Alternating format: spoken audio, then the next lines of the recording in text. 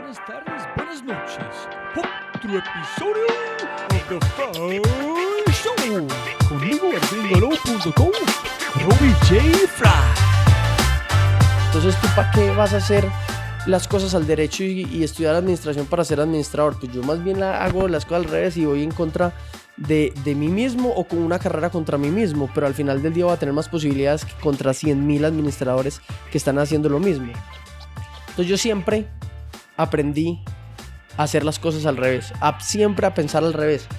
Me pregunto, ¿usted por qué cocina? Yo digo, yo cocino para sorprenderme a mí mismo. Y ese es, digamos, lo que yo hablaba del ego. Yo cuando hago un menú, yo digo, ese menú me tiene que parecer a mí lo máximo.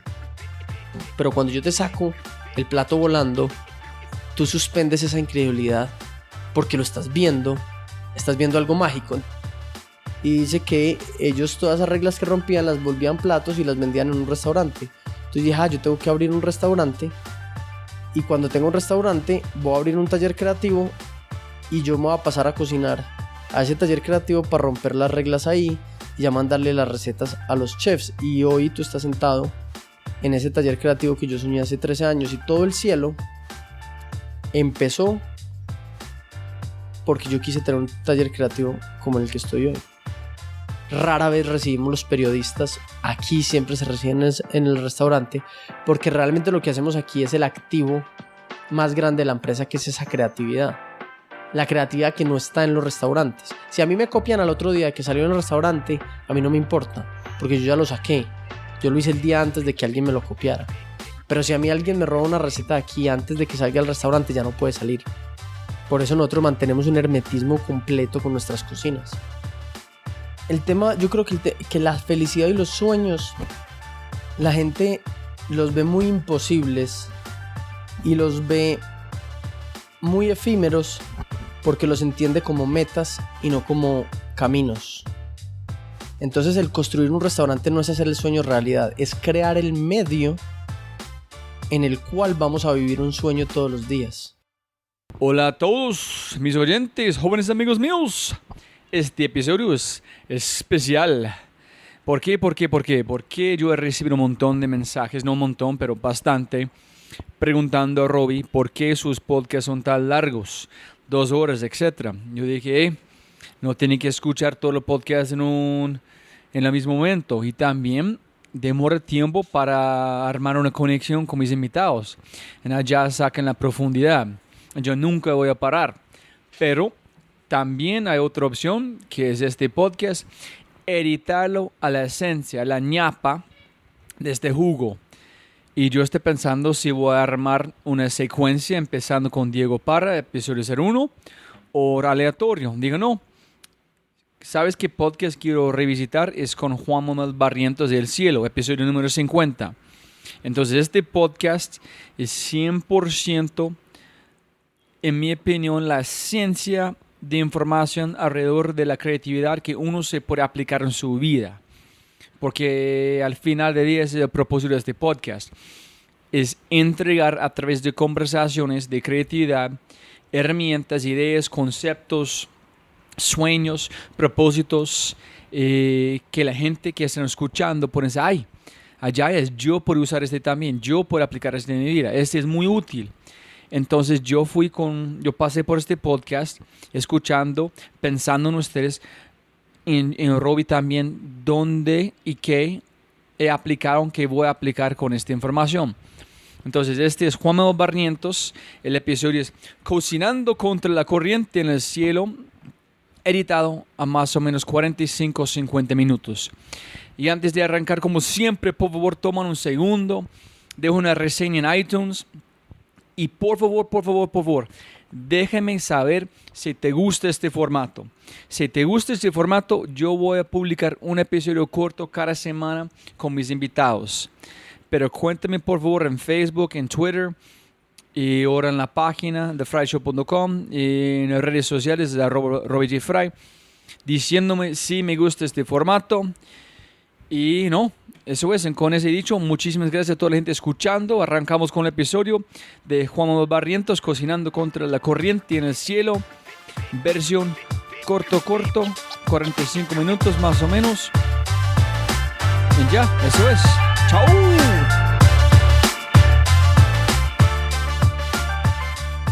Juanma es primero una persona feliz. Yo creo que uno tiene que arrancar por ahí, por el espíritu. Y después de mucho andar, yo llegué a un punto de paz interior y de felicidad y de plenitud, de amar lo que hago y de haber construido mi sueño y este sueño es una cosa que uno no puede llamar un trabajo porque, primero, porque yo siento que yo vivo en vacaciones todos los días me levanto a horas distintas, me acuesto a horas distintas, trabajo a horas distintas o produzco porque yo siento que no trabajo con mi familia, entonces eso hace una conexión muy grande a nivel de conciencia, porque cuando tú empiezas a trabajar con tu familia empiezan muchos roces laborales que friccionan las relaciones, pero yo creo que después de un tiempo, porque ya llevamos casi una década trabajando juntos, evolucionas todo eso y tienes extraordinarias relaciones mucho más íntimas, mucho más personales, mucho más profundas con tu familia, porque no solo tu padre, sino tu socio, tu colega, y no es solo tu hermana, sino tú, la que maneja la empresa, o no es solo tu madre, sino la persona que vela por el bienestar de todas las personas de la empresa. Y eso hace unas conexiones mucho más profundas, mucho más del día a día. Yo me veo todos los días con ellos, hablo todos los días con ellos y tenemos una extraordinaria relación. Y además de eso, tenemos un mismo sueño, que es el cielo. Entonces, cuando tú, además de tener ese amor de familia, tienes un sueño común denominador, es un regalo muy grande de la vida. Y yo creo que ese es el éxito al final del día, ¿no? No decir que tienes una cuenta en el banco, o que tienes un carro, o que tienes una capacidad económica, sino levantarte todos los días y compartir un sueño con tu familia de manera muy armónica, y todos estar trabajando en vivirlo, no en hacerlo realidad porque ya lo hicimos realidad, sino ya es vivirlo, disfrutarlo y seguirlo alimentando. Esa es posiblemente una pregunta un poquito más avanzada, pero ¿cómo de este colectivo? Nunca he pensado en eso. Es espectacular tener una familia con un sueño juntos, pero ya lograste un sueño. ¿Cómo ustedes de la familia pueden construir sueños juntos nuevos? Que cuando, por ejemplo, Juanma quiere lograr otra cosa con comida, de creación, de inventarse a ti mismo con su familia, ¿cómo es este proceso juntos? Yo creo que la felicidad y los sueños, la gente los ve muy imposibles y los ve muy efímeros porque los entiende como metas y no como caminos. Para nosotros, lograr un sueño no es construir un restaurante, es tener un restaurante, es mantenerlo en el tiempo, es vivir de él. El sueño de mucha gente es, yo quiero tener un restaurante, entonces lo construyen y dicen, ya logré mi sueño, y a los 3 meses de trasnochar, ya ese no era el sueño, porque entonces ya no estoy con mis amigos, ya no trasnoché, ya estoy estresado, ya esto y aquello. Nuestros sueños nunca son construir un restaurante ni cosas puntuales. Nuestro sueño, por ejemplo, es cuando nosotros pensamos en construir un restaurante en otra ciudad, lo que soñamos es con compartir lo que nosotros hacemos en esa ciudad. Entonces, el construir un restaurante no es hacer el sueño realidad, es crear el medio en el cual vamos a vivir un sueño todos los días. Entonces yo sueño con un restaurante en México, un restaurante en Los Ángeles, un restaurante en Nueva York. Y yo digo, yo quiero ir a compartir a Nueva York mis platos. Y el restaurante, cuando yo lo construya, yo no estoy haciendo mi sueño, yo estoy construyendo el vehículo sobre el cual yo voy a caminar un sueño que no tiene fin, a menos de que yo algún día cierre el restaurante.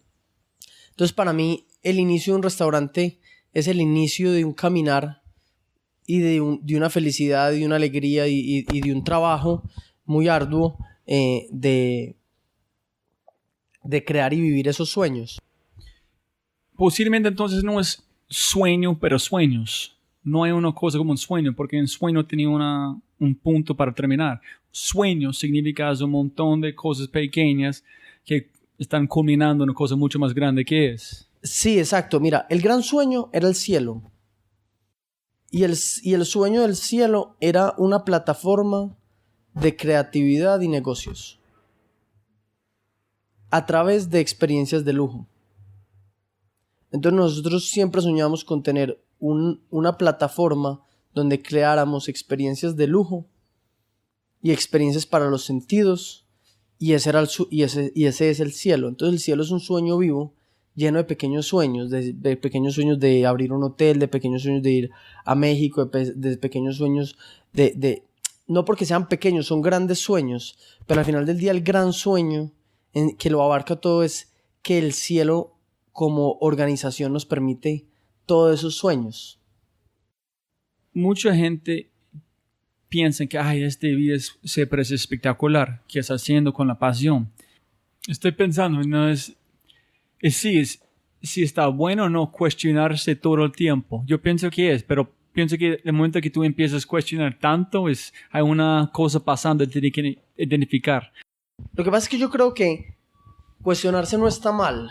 Yo creo que está mal ser extremadamente conformista y está mal ser extremadamente inconformista, porque yo siempre he creído, aunque yo soy una persona de muchos extremos, en la mayoría de los casos a las personas que no saben vivir en esos extremos les hacen daño, porque como a la gente es criada muy normal, yo tuve una crianza muy distinta que me permitió, digamos, que tener una visión muy distinta del mundo, para bien o para mal.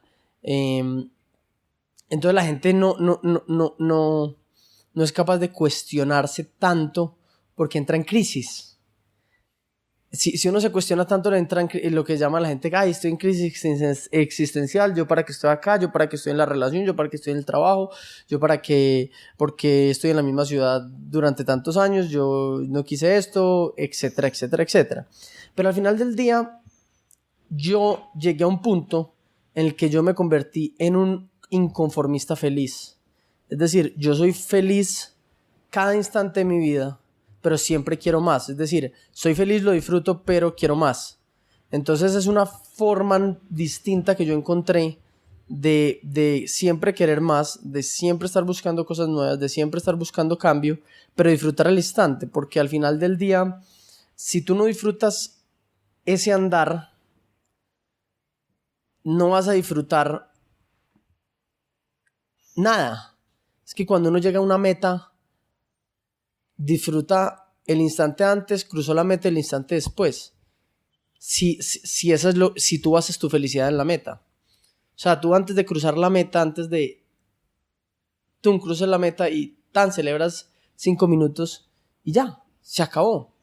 En cambio, si tú disfrutaste todo el camino, tú vas a decir, yo disfruté tanto este camino que voy a buscar otro camino más largo, más empinado, porque igual lo voy a disfrutar. Eso yo siempre digo a la gente que para tomar un salto de normal e imposible tiene que ganarlo. No es una cosa que llegue a sus piernas. Tiene que arriesgarse constantemente cuando finalmente, el momento que tú sientes que quieres vomitar porque este salto es tan grande, tiene que ganar esta oportunidad para hacer este salto. Esta vida es tan corta y somos muy distintos cada persona. Entonces, ¿por qué quieres ser normal? Tiene que ser diferente y disfrutar por qué estás diferente. Sí, yo creo que una de las cosas que a mí me enseñó eso, o el mejor consejo que yo he recibido en mi vida, es entender la muerte como algo que te hace estar vivo. Pues suena muy tonto, pero al final del día, el saber que tú te puedes morir en cualquier instante te hace vivir con mucha más intensidad. La gente se mete en esquemas normales de vida y cree que tiene que vivir una vida con unos parámetros basado en una normalidad, en decir, crezco, estudio, trabajo, me caso, tengo hijos y me muero viejo. Y al final del día, cuando has sentido la muerte así de cercana, tú sabes que en cualquier momento te vas. Y eso se lo dicen a uno mucho. Pero no es hasta el momento en el que tú te levantas en la cama de un hospital o tirado en una acera o te sacan de del mar casi ahogado, cuando tú realmente entiendes que la muerte está ahí. Entonces aprendes a disfrutar cada instante como el último. Hay una cosa que se llama memento mori, que es una manera de poner frases o cosas que siempre se recuerdan de morir, que esta vida es tan corta. Tengo que lograr una cosa con esta vida. En eso significa disfrutar, ser presente. Sí, yo creo que todos tenemos un propósito. O sea, yo tengo 33 años y he vivido cosas que personas en 3 o 4 vidas quizá no vivirían. Y yo decía, ¿qué sigue? ¿Cómo sigue uno tocando a la gente? ¿Cómo uno sigue cambiando el mundo? ¿Cómo uno quiere más? Y yo creo que una de las cosas también más bonitas que yo aprendí en mi vida es que bien canalizados y con una espiritualidad muy fuerte, tú tienes que dejar crecer tu ambición y tu ego. Porque las religiones y un montón de inclusive teorías espirituales te dicen que uno tiene que vencer el ego y que uno no puede ser ambicioso y que uno tiene que ser desprendido.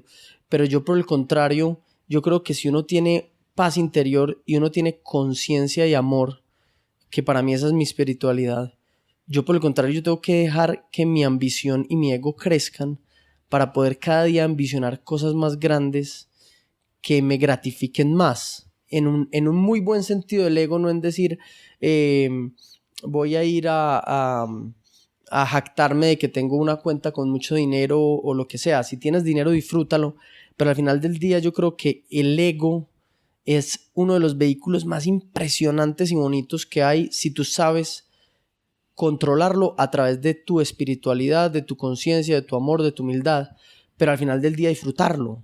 Es decir, yo soy grande y he creado cosas grandes, pues lo disfruto, no muy yo nadie, lo comparto con amor, soy abierto, pero al final del día puedo sonreír porque mi ambición y mi ego me llevaron hasta allá a demostrarme cosas que nadie más se había demostrado. Entonces, el haber aprendido a que el ego lo controlaba era la espiritualidad, pero la espiritualidad lo podía dejar crecer hasta el punto que ella lo pudiera controlar. Y lo mismo la ambición, creo que es la forma en la que me han a mí llevado a lograr propósitos y a proponerme cosas que muchas otras personas no se plantearían. Pero Juan, para ver un tiempo un poquito, todos los artículos que he leído sobre vos, nunca he encontrado la chispa cuando el universo giró. Entonces dice, ese es el camino, tengo que cocinar. Ese es mi vehículo de lograr cosas. Hay momentos que lo marcan a uno en la vida, esas chispas que tú dicen. Una chispa fue cuando mi madre me enseñó a meditar cuando tenía 12 años y me enseñó yoga. Otra también muy por esa época, por ahí de los 12, fue cuando mi padre, yo le pedí un permiso a mi padre, cualquier cosa, tenía 12 años y le dije, yo quiero ir a tal parte o quiero hacer tal cosa. Y él me responde, me dice, mira, tú ya tienes 12 años, ya eres un hombre. Y ya tienes la capacidad de decidir qué es bueno y qué es malo para ti. Yo soy tu amigo y a partir de ese momento sigo siendo tu padre, pero cuenta conmigo para lo que necesites, pero hazte responsable de tus propias decisiones. Yo eso me lo tomé muy en serio, pero en un muy buen sentido y entendí una libertad con conciencia que ellos me dieron, lo que muchas religiones hablan del libre albedrío, que es una libertad con conciencia. Y ellos me la permitieron desde casi mi niñez.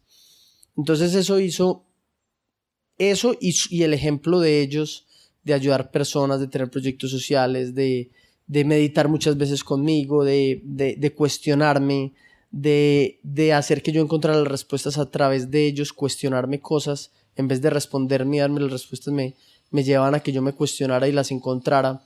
Entonces fueron como momentos que me fueron cambiando la vida y fueron transformándome en la persona que soy hoy. Y en algún momento yo encontré la cocina como un vehículo también de creatividad. Pero ¿cómo llegaste a la cocina? Yo llegué a la cocina porque mi madre es una muy buena cocinera y mi abuela también, pero yo nunca pensé que yo fuera a ser cocinero.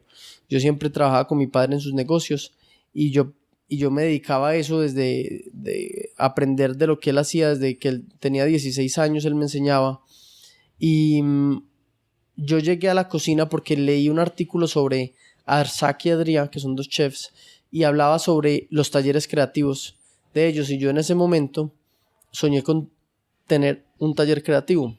¿En serio? Sí. ¿Estás pensando en creatividad en este momento? Sí, o sea, todo nació porque yo quería tener un taller creativo. ¿Por qué? Porque yo decía, cuando yo leí eso, yo nunca fui capaz de seguir recetas ni nada de esas cosas cuando me gustaba cocinar. Entonces yo dije, no, yo no soy capaz de meterme en una escuela de cocina a seguir recetas. Ya estaba cansado de estudiar ingeniería por tantas dogmas y tantas cosas tan estrictas. Y un día leo un artículo sobre ellos y habla de que ellos tenían un taller donde lo que hacían era inventar cosas y romper reglas. Y yo decía, hay gente cocinando, o sea, viviendo de romper reglas a partir de la creatividad. Entonces yo decía, es que romper una regla es creatividad. Porque a mí los colegios, yo pasé por 6 colegios y 3 universidades, lo único que le decían a uno cuando uno rompía una regla era que lo reprendían, lo castigaban o lo echaban del colegio. Y de un momento a otro yo leo un artículo de alguien que rompía reglas y vivía de romper reglas. Entonces yo dije, yo quiero eso. Yo quiero tener un taller creativo que rompa reglas y vivamos de eso. Entonces yo soñé este taller en el que tú estás sentado antes que soñé el cielo, antes de soñar el cielo.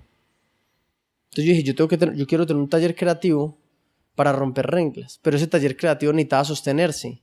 Entonces ya yo sigo leyendo el artículo y dice que ellos todas esas reglas que rompían las volvían platos y las vendían en un restaurante. Entonces dije, yo tengo que abrir un restaurante y cuando tenga un restaurante voy a abrir un taller creativo y yo me voy a pasar a cocinar a ese taller creativo para romper las reglas ahí y ya mandarle las recetas a los chefs. Y hoy tú estás sentado en ese taller creativo que yo soñé hace 13 años y todo el cielo empezó porque yo quise tener un taller creativo como el que estoy hoy. Entonces la comida fue después. Primero fue taller creativo porque quiero romper reglas. En la idea sí, la idea siempre fue romper reglas. Y la comida, el cielo y todo son un extraordinario accidente y un extraordinario medio para romper reglas, pero al final del día yo he sido una persona, mi novia me dice que yo tengo mi novia, mis padres, todo el mundo me dice que yo tengo un problema muy fuerte con la autoridad. Yo no tolero la autoridad, yo no tolero que alguien me diga que debo hacer algo, que me cuestionen o que me digan que no. Yo no tolero la palabra no. Soy una persona que tengo graves problemas con eso y lo he sabido canalizar muy bien en la empresa y en la creatividad, pero sigo teniendo muchos problemas o situaciones difíciles cuando alguien dice no o porque es que para mí no es la peor palabra que existe. Y Juanma, todavía yo no sé, pero estoy siempre pensando en la universidad porque yo tuve muchos problemas allá también.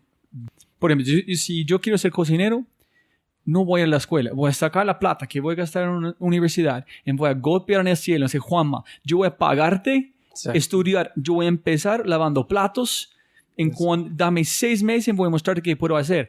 En este momento voy a entender si vale la pena ir a la universidad o no. Exacto. Mira, y hay otra situación muy graciosa. Yo le digo a la gente, mira, si tú quieres ser el mejor en algo, haz otra cosa que no sea eso. Aprende otra cosa que no sea eso. Aprende eso como base, pero estudia otra cosa. La empresa más grande de moda del mundo, que es Zara, no tiene diseñadores. La empresa de transporte más grande del planeta, que es Uber, no tiene un solo carro. La empresa de alojamiento de hoteles más grande del planeta, que es Airbnb, no tiene una sola propiedad. Y así hay miles de ejemplos. Tú ves el mejor, diseñador gráfico y estudió cocina, el mejor cocinero y estudió arquitectura. La mejor pastelera para mí hoy del mundo es una chica que estudió arquitectura y luego aprendió pastelería.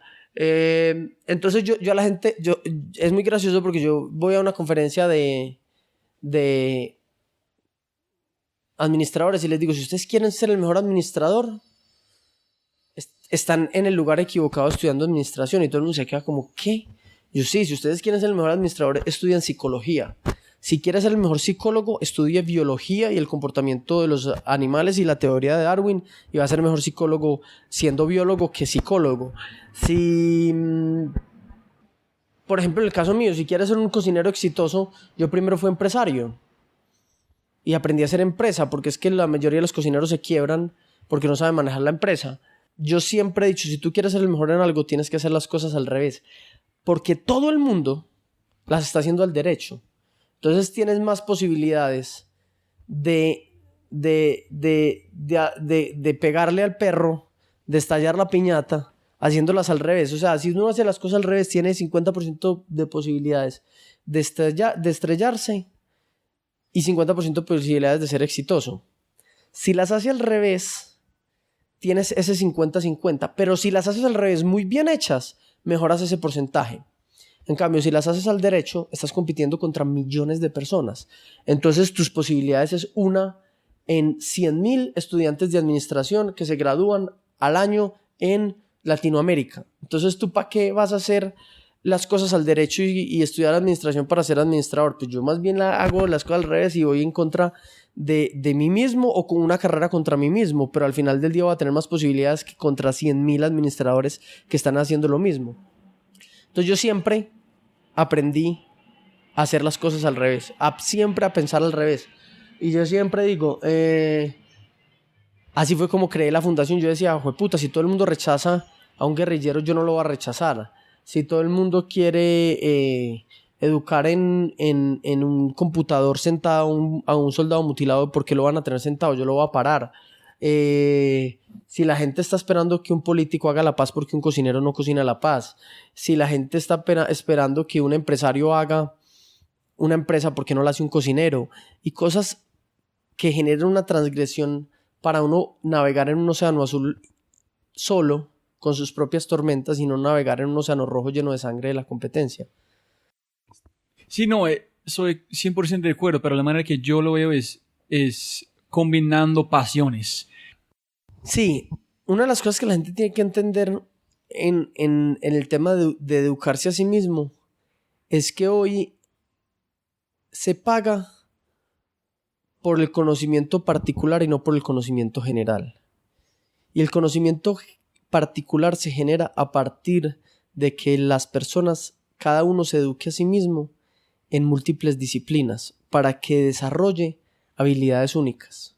Entonces yo a la gente siempre le digo, invierta en aprender y generar un diálogo multidisciplinario en lo que usted sabe hacer.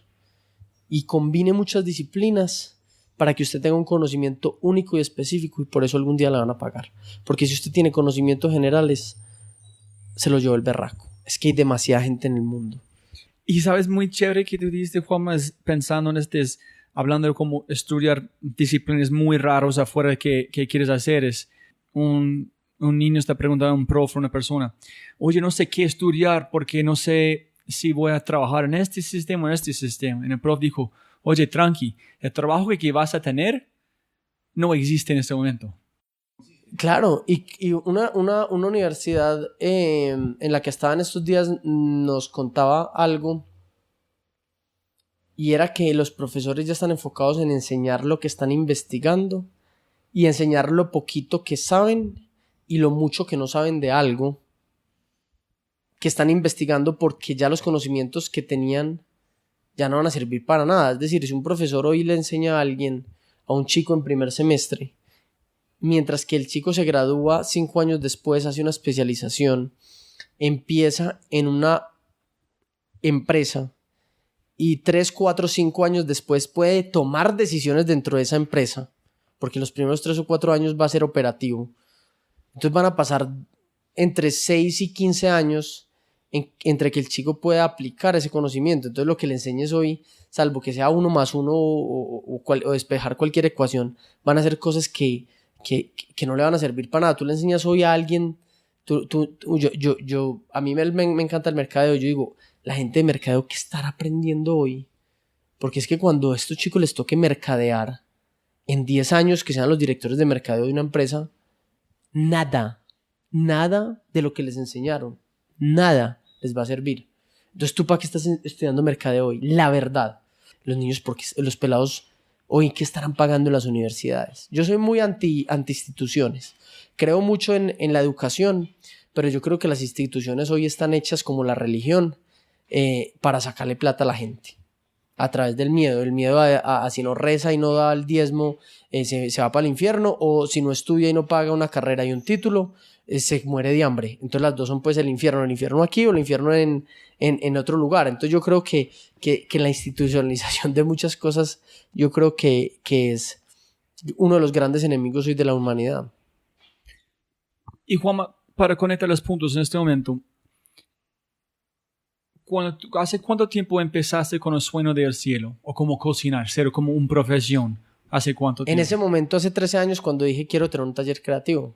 ¿Hace cuánto? 13 años. En ese momento. 14 ya. ¿Hace cuánto cuando entendiste que el vehículo era cocinar? ¿Hace cuánto? En ese mismo momento. Ok. O sea, todo se dio en un instante.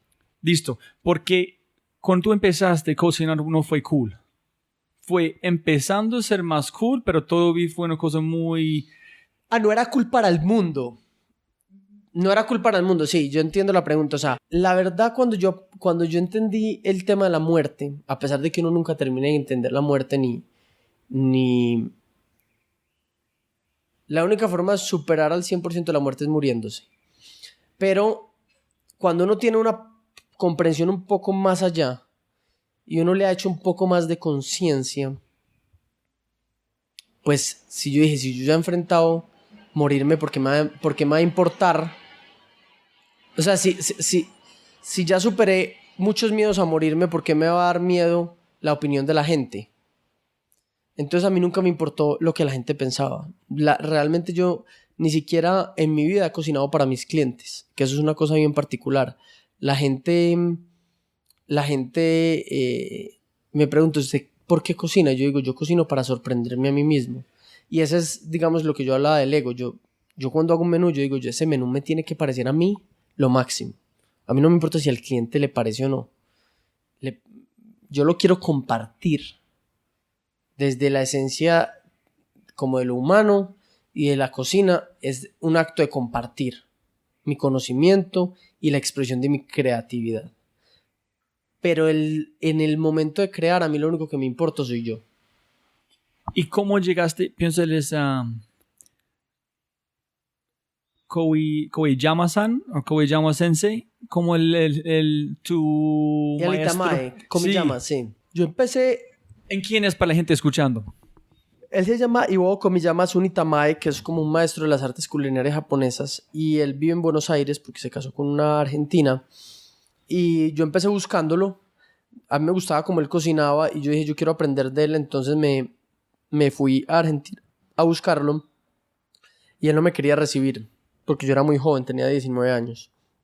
Yo le decía, yo quiero ser su asistente, y él me decía que no. Entonces yo lo perseguí mucho, me quedé viviendo en un hotel casi 3 meses en Buenos Aires, hasta que logré que una persona que lo conocía a él y sabía yo cómo cocinaba, me recomendara. Y le dijo, mira, yo te lo recomiendo. Entonces él decidió hacerme una prueba de cocina y luego yo hacer esa prueba, él decidió recibirme y yo me convertí pues como en su asistente en esa época y así fue como lo logré. Pero eso me tomó casi 3 meses de vivir en un hotel y buscarlo todos los días, preguntarle, escribirme a cursos con él, ser absolutamente intenso en decirle yo quiero que usted me enseñe. Una cosa que siempre exploro en este podcast es cómo la gente cuando llega en momentos complicados, qué fue su intención o su propósito, cómo fue suficiente fuerte para superarlo y llegar a este punto que tuviste que hacer, que es entrar a este restaurante y aprender. Es que a mí, entre más me decían que no, más ganas me daban de que sí. O sea... Al revés. Al revés. Yo sí, no, realmente yo nunca pensé en renunciar. Yo siempre pensé que de alguna manera él me tenía que recibir. Yo siempre he buscado... Yo chiquito hacía laberintos ahí en el papel. Pues esos libros que eran como unas revisticas que tenían sopas de letras, laberintos. Y a mí me gustaba mucho hacer los laberintos. Y yo no me demoraba nunca haciendo nada, nunca los laberintos, porque yo siempre los hacía al revés. Cuando tú haces un laberinto al derecho, tienes miles de posibilidades de equivocarte. Cuando tú haces un laberinto al revés, tienes solo un camino desde el final hasta el principio. Entonces yo toda la vida me he acordado de eso y yo dije, pues es que si uno quiere realmente conocer la ruta de cómo hacer las cosas más complicadas de la vida, la tiene que trazar al revés. Entonces por eso yo siempre he tenido claro, en la mayoría de los casos, qué hacer. No quiere decir que nunca me haya equivocado, pero siempre he tenido claro a dónde ir, porque yo, cuando me propongo un sueño muy grande, trazo el laberinto al revés, y ya cuando lo estoy recorriendo, yo ya sé qué rutas no tomar. ¿Y cómo fue la experiencia en Argentina, en España? Cuando voy a Arsac entiendo la magnitud de ser chef y de tener un restaurante. Por lo menos lo visualizo.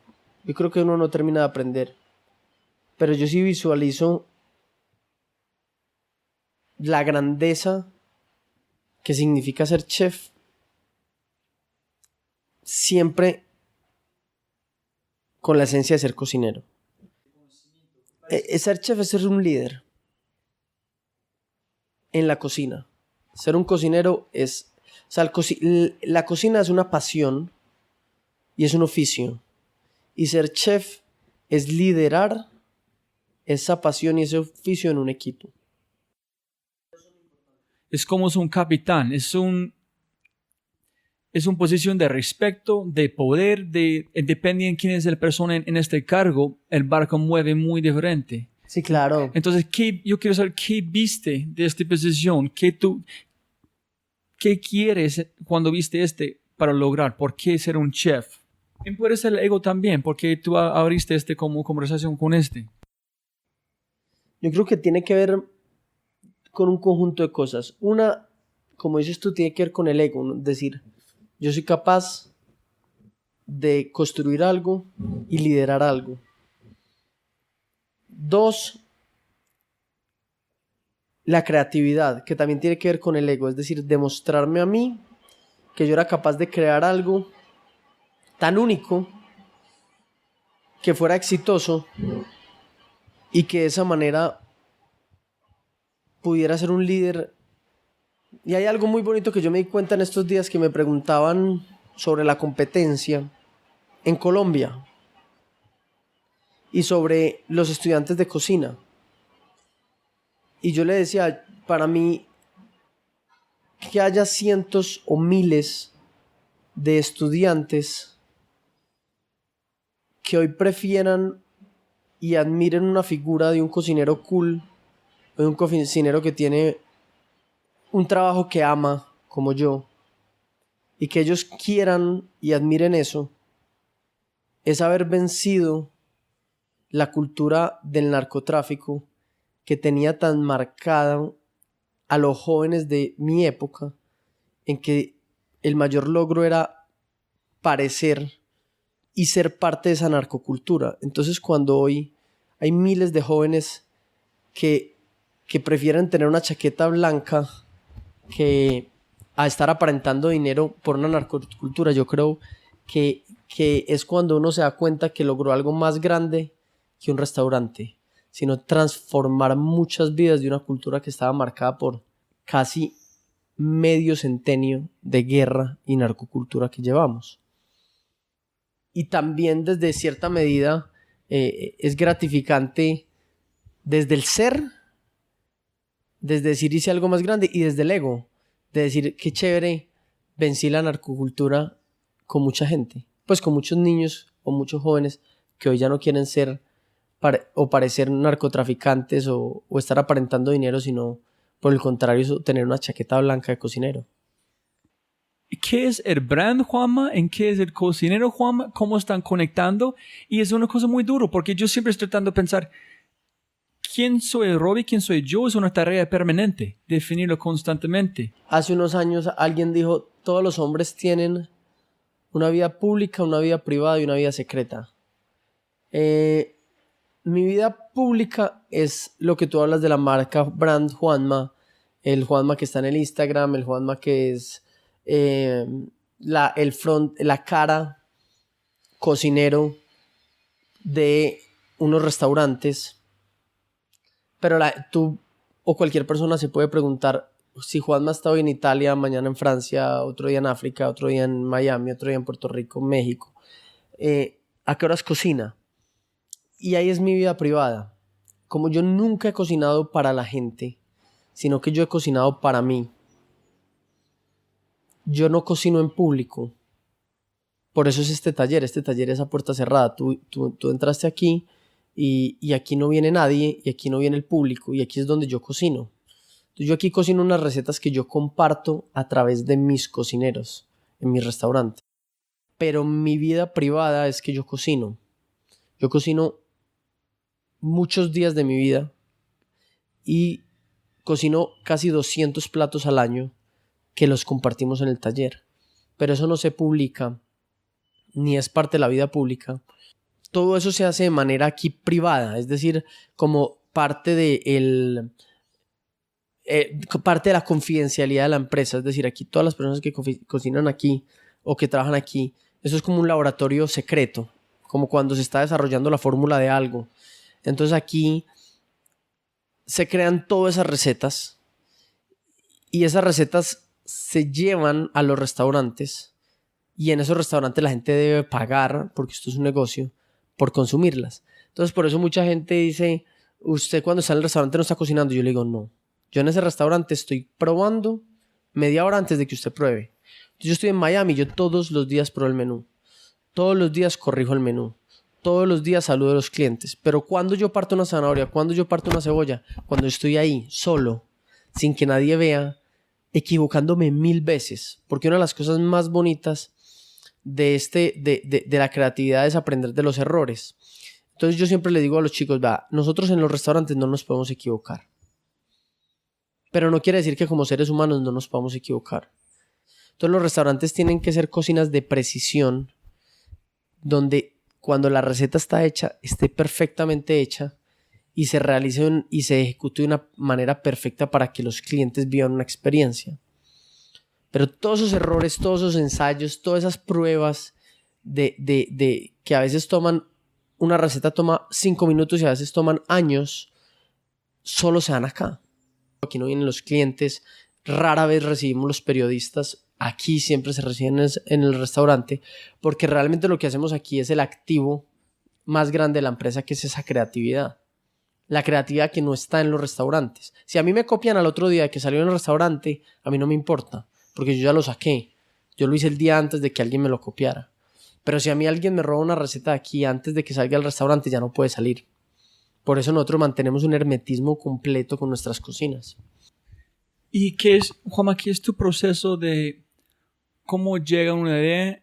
Y una parte es crear o como imaginar la idea, lo otro es ejecutar. Yo escribí una metodología creativa, que es la metodología creativa del cielo, y la llevo construyendo los 10 años que lleva el cielo. Y esa metodología se basa en puntos de inspiración, porque como la creatividad es tan infinita y la cocina es tan infinita y las mezclas de ingredientes y de técnicas te dan resultados infinitos. Yo podría hacer un menú basado en las trufas, en un bosque, en el mar, en Islandia, en un viaje a México, en un viaje a Colombia, en un viaje al Amazonas, etcétera, etcétera. Entonces necesitas una directriz para crear un menú, porque si no te enloqueces con los millones de posibilidades que hay. Entonces lo primero que decimos es ¿qué historias queremos contar en este menú? ¿Qué punto de inspiración? Entonces, por ejemplo, el menú que viene es basado, y el menú que hay todo este año es basado en el realismo mágico, en contar historias de Colombia a través del realismo mágico. Pero la idea del menú llega después de la comida o no, lo primero que llega es esto, el punto de inspiración. Decimos, ¿qué queremos hacer sentir a los clientes? Entonces van a ayudar a aterrizar un poquito más qué tiene que hacer. ¿Por dónde nos vamos a ir? Porque tú en la creatividad estás en una hoja en blanco en la mitad llena de colores. Tú puedes irte para donde quieras. Si no sabes para dónde vas a ir, pues puedes dejar la hoja rayada, llena de rayones, o pintar algo realmente bonito. Entonces, siempre decimos, para poder canalizar nuestra creatividad vamos a tener un punto de inspiración. Y empezamos a buscar cosas que estemos sintiendo chéveres y bacanas en ese momento. Eran la forma de contar las historias a través del realismo mágico. Y buscando y tratando de entender el realismo mágico ya desde muchas perspectivas, desde la parte romántica, desde la parte espiritual, desde la parte técnica, desde la parte gramatical de lo que significa el realismo mágico, encontramos un juego de dos palabras que es uno de los pilares de nuestra creatividad de hace 10 años, que se llama la incredulidad suspendida. Y nosotros teníamos eso como un parámetro desde hace 10 años o 8 años por lo menos, cuando en algún lugar encontramos que uno de los sinónimos de realismo mágico era incredulidad suspendida y nosotros decimos, pero jueputa, nosotros hace 8 años estamos basando todos nuestros conceptos en incredulidad suspendida. Entonces lo que hicimos es suspender la incredulidad, es que la gente sienta que algo es tan extrañamente raro, mágico, awkward, imposible, pero al final del día el sentimiento que eso le genere haga que él suspenda la incredulidad y se conecte con ese sentimiento y despierte una experiencia. Porque si yo te digo, mira, voy a hacer un plato que huele, tú dices, no, yo no creo eso. Pero cuando yo te saco el plato volando, tú suspendes esa incredulidad porque lo estás viendo algo mágico. Entonces, uno de los sinónimos de incredulidad suspendida es magia y otro de los sinónimos es realismo mágico. Entonces tú puedes poner incredulidad suspendida igual magia igual realismo mágico y las tres significan lo mismo en diferentes términos. A partir de ahí empezamos a decir, bueno, ¿qué no creemos? ¿Qué no vamos a preguntar distinto? Entonces decimos, bueno, si nosotros queremos preguntarnos, no nos podemos hacer las mismas preguntas porque necesitamos respuestas distintas, preguntas distintas. Entonces decimos, si vamos a cocinar amazónica, lo primero que nos preguntamos es qué piensa el cocinero ancestral, qué piensa el chamán, qué piensa el indígena, qué pesca, qué hace, qué come, qué todo. Para la incredulidad suspendida teníamos que cambiar todas esas preguntas. Entonces empezamos a hacernos preguntas distintas. Y ese es el primer ejercicio. ¿Cómo hacer volar un plato? ¿Cómo hacer desaparecer un plato? ¿Cómo hacer un plato que no sea un plato? ¿Cómo hacer un plato que no se coma? ¿Cómo hacer que el plato se coma? Y empezar a cambiar completamente las preguntas y empezar a responder eso, por más estúpido que sea. Empezamos a decir, bueno, si hacemos un plato, ¿cómo lo hacemos volar? Entonces ya empezamos a buscar desde la parte técnica cómo algo vuela. Hay que tirarlo, hay que hacerlo flotar, hay que hacer esto, hay que hacer aquello.